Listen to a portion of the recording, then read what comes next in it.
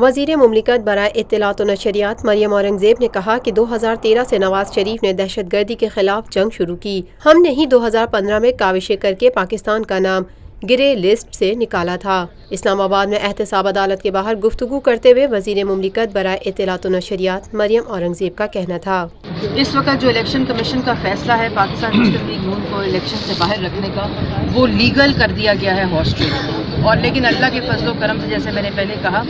کہ مسلم لیگ نون کا ایک کینڈیڈیٹ اور ایک ممبر جو ہے وہ جس طرح آپ نے کل جوش اور ولولہ دیکھا ووٹ دینے کا، صرف مسلم لیگ نون ہی اس وقت اس پوزیشن میں ہے کہ وہ ہاتھ کھڑے کر کے سینٹ کے الیکشن کے ووٹس دے سکتی ہے۔ اور میں سمجھتی ہوں کہ ہر الیکشن شو آف ہینڈس کے ساتھ ہونا چاہیے جس سے بالکل ٹرانسپیرنسی ہو، اور آپ نے کل دیکھا کہ جس طرح مسلم لیگ نون نے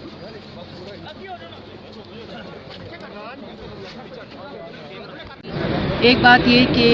یہ ضرور دیکھا جائے کہ تاریخ میں جب اس کے اندر نام آئے ہیں پیپلز پارٹی کا دور ہو تو بلیک لسٹ میں کتنی دفعہ ہم آئے، اور اس کے بعد ہم گرے لسٹ میں کب آئے ہیں، یہ ہم نے ہی 2015 میں اس میں سے بھی نکالا تھا۔ جو کاوشیں تھیں، جو اسحاق ڈار صاحب تھے، آپ نے دیکھا کہ جس وقت وہ کام کر رہے تھے، اس کے بعد جو دہشت گردی کا جو 2013 سے ہی ایک جنگ شروع کی ہوئی تھی محمد نواز شریف نے اپنے ویژن کے مطابق، اور لیکن جس وقت ملک کا منتخب وزیر اعظم کہتا ہے کہ یہ مسائل ہیں، ان کو دیکھ لیا جائے۔